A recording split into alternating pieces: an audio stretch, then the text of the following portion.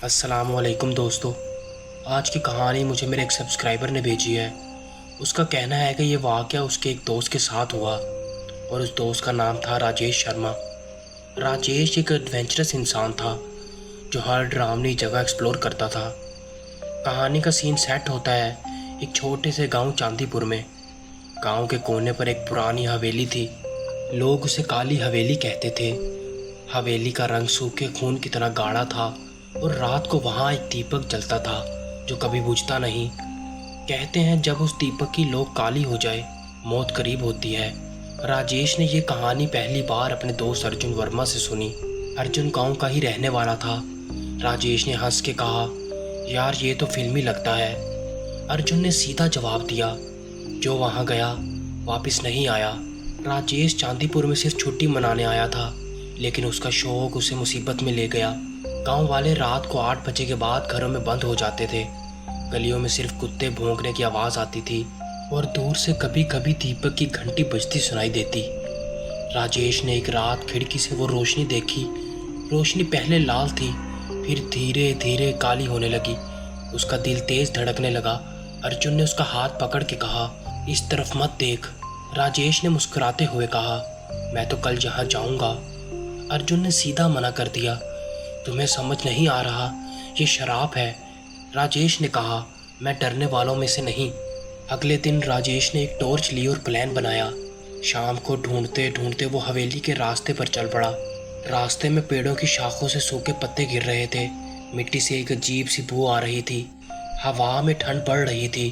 चांद ने अपना आधा चेहरा बादल के पीछे छुपा लिया था। दूर से हवेली का दरवाज़ा दिखाई दिया।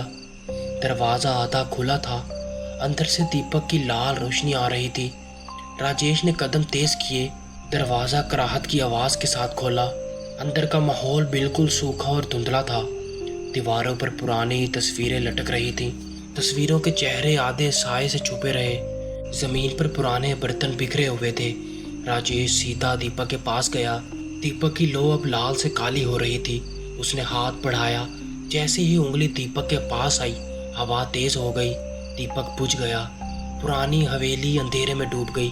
राजेश ने टॉर्च ऑन की, लेकिन वो काम नहीं कर रही थी। अंधेरे में सांस लेने की आवाज़ सुनाई दी। कौन है?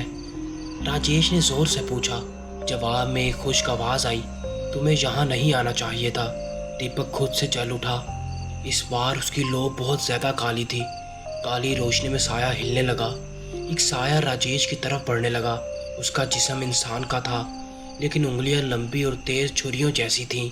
आंखों की जगह 2 काले गड्ढे। राजेश पीछे हटने लगा। साय ने उसके कंधे को छुआ। उसका जिस्म पत्थर की तरह भारी लगने लगा। राजेश की सांसें तेज हो गईं।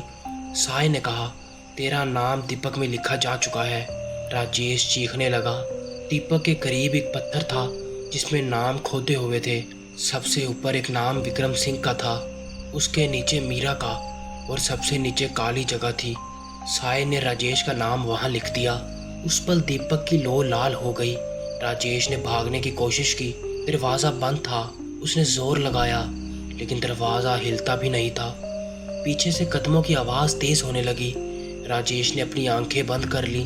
जब खोला तो वो हवेली के बाहर था। सुबह का सूरज निकल चुका था। उसने समझा शायद ये सपना था, लेकिन उसके हाथ पर एक काला रंग का निशान था। उस रात राजेश ने अर्जुन को सब बताया। अर्जुन का रंग उड़ गया। अब कुछ नहीं हो सकता, अर्जुन ने कहा। जब नाम दीपक में लिख दिया जाता है, मौत तय होती है। राजेश ने मना किया, मैं जिंदा हूं ना। अर्जुन ने चुप रहना बेहतर समझा। अगले दिन राजेश ने अपने हाथ का निशान देखा। वो निशान धीरे धीरे दीपक की लौ जैसा बन रहा था और उसका रंग काला था। रात को राजेश ने अपने सपने में हवेली देखी। दीपक की लौ उसको अपनी तरफ बुलाने लगी। साय ने कहा, तेरे पास 3 दिन हैं। सुबह राजेश की तबीयत ख़राब थी। उसने गांव के पंडित जी से मिलने का फ़ैसला किया। पंडित जी ने कहा, यह हवेली एक औरत की है। उसका नाम रुक्मणी देवी था। उसका पति उसे छोड़कर चला गया था। उसने इंतज़ार करते करते अपनी जान दे दी। मरने के बाद उसकी रूह दीपक बन गई। हर साल एक नई रूह दीपक का हिस्सा बन जाती है। पंडित जी ने कहा, जिसका नाम दीपक में लिखा जाता है वो हवेली की रूह बन जाता है। राजेश का रंग पीला पड़ गया। तो इसका मतलब 3 दिन के बाद मैं। उसकी आवाज़ कांप गई। पंडित जी ने सिर्फ हाँ में सर हिला दिया। अर्जुन ने कहा, कोई रास्ता होगा पंडित जी। पंडित जी ने गहरी सांस ली। रास्ता है, लेकिन खतरनाक। तुम्हें हवेली में वापस जाकर रुक्मणी देवी के दीपक को तोड़ना होगा। राजेश ने पूछा, बस तोड़ना? पंडित जी ने गुस्से से देखा। वो तोड़ना सबसे मुश्किल काम है, क्योंकि जैसे ही तुम करीब जाओगे वो तुम्हें हमेशा के लिए वहां रख लेगी। राजेश ने सोचा, मेरे पास खोने को क्या है? रात आने से पहले उसने एक लोहे का डंडा, एक रुद्राक्ष माला और अर्जुन को साथ ले लिया। चांदीपुर का रास्ता फिर से सूना सूना लगने लगा। हवा फिर से ठंडी थी, लेकिन इस बार उसमें एक अजीब सी चीख घुली हुई थी। अर्जुन ने राजेश का हाथ पकड़ा। आखिरी मौका है, लौट चलो। राजेश ने बस कहा, चुप। हवेली का दरवाज़ा इस बार बिल्कुल खुला था। दीपक की लाल लो उसका इंतज़ार कर रही थी। जैसे ही दोनों अंदर घुसे, दरवाज़ा अपने आप बंद हो गया। रोशनी की जगह पूरा महल काले धुएं से भर गया।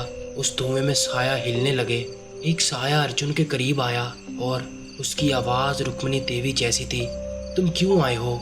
राजेश ने डंडा उठाकर दीपक की तरफ कदम बढ़ाया। दीपक के आसपास जमीन लाल रंग की थी, जैसे किसी ने खून से रंग दिया हो। एकदम से दीपक के पास एक औरत का साया उभर आया। चेहरे पर घूंघट, लेकिन हाथों में लहू। मैं इंतजार कर रही थी, उसने कहा। राजेश ने चिल्लाकर कहा, मुझे छोड़ दो। रुक्मणी देवी ने हंसी मारी, यहाँ से कोई नहीं जाता। अर्जुन ने माला उठाई और मंत्र जपने लगा। दीपक का रंग लाल से सफेद होने लगा। रुक्मणी देवी चीखने लगी, बंद करो। राजेश ने लोहे का डंडा दीपक पर मारा। एक तेज बिजली की चमक हुई। हवेली का पूरा कमरा हिल गया। दीपक टूट के जमीन पर बिखर गया। एक काली धुएं की लहर छूटी और छत की तरफ उठी। रुक्मणी देवी का साया धीरे धीरे बिखरने लगा। उसने आखिरी बार कहा, मैं वापस आऊंगी, और वो हवा में घुल गई। हवेली का दरवाज़ा अपने आप खुल गया। राजेश और अर्जुन ने भागकर हवेली छोड़ दी। बाहर निकलते ही दोनों जमीन पर गिर गए। सुबह की पहली रोशनी उनके चेहरे पर पड़ी। राजेश के हाथ का काला निशान धीरे धीरे मिटता जा रहा था। अर्जुन ने मुस्कुराते हुए कहा, तुम बच गए। राजेश ने कहा, नहीं, मैं बस वक्त जीत गया। क्योंकि उस रात राजेश को नींद में फिर से दीपक दिखाई दिया।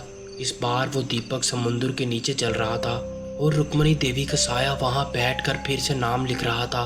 राजेश का दिल कांप गया। अगले दिन उसने चांदीपुर छोड़ दिया, कभी वापस नहीं आया। लेकिन अर्जुन ने बताया कि हवेली अब भी वहाँ है। रात को दीपक अब भी चलता है। गांव वाले कहते हैं अब दीपक का रंग लाल नहीं, हमेशा काला है। एक दिन एक नया शहरी चांदीपुर आया। उसने अर्जुन से पूछा, ये पुरानी हवेली किसकी है? अर्जुन ने बस एक ही बात कही, वहाँ मत जाओ। उस शहरी ने हंस के कहा, मैं वहाँ कल जाऊँगा। अर्जुन ने देखा कि दीपक की लो एक पल के लिए लाल हुई, फिर काली हो गई। और उस पल अर्जुन को समझ आ गया कि शराब खत्म नहीं हुआ, बस अगला शिकार तैयार है। हवेली के अंदर से घंटी की आवाज़ आई और एक औरत की हल्की सी हंसी सुनाई दी। राजेश कहीं दूर शहर में था, लेकिन उस दिन उसे भी एक ठंडी हवा छू कर गुजर गई।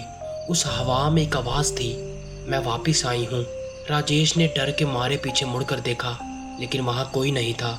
उसने सोचा कि शायद ये उसका वहम है, लेकिन फिर उसने देखा कि उसके कमरे के कोने में एक छोटा सा दीपक जल रहा है। उसकी लो हमेशा की तरह काली थी। राजेश की सांसें रुक गई। उसने दीपक की तरफ कदम बढ़ाए। उसकी आंखों में अपना नाम नजर आया। नाम के नीचे एक काली जगह थी, जैसे अगला शिकार लिखने का इंतजार हो। उसने चीखने की कोशिश की, लेकिन आवाज़ नहीं निकली। दीपक की लो तेज होने लगी। रूम का दरवाज़ा अपने आप बंद हो गया।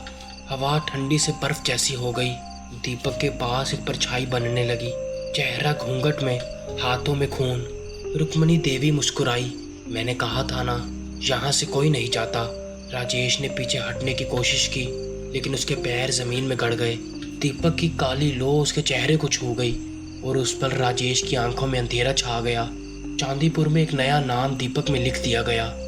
हवेली में घंटी बजने लगी और एक ठंडी हंसी की गूंज छा गई। अगले दिन गांव वालों ने देखा कि दीपक की लो फिर से ज़्यादा तेज है और हवेली के अंदर एक नया साया चल रहा है। अब राजेश भी इस हवेली का हिस्सा बन चुका था। रुक्मणी देवी ने अपना शिकार पूरा कर लिया था और दीपक कभी बुझा नहीं। तो दोस्तों, अगर कभी आप चांदीपुर आएँ तो रात को दीपक की लो की तरफ मत देखिए।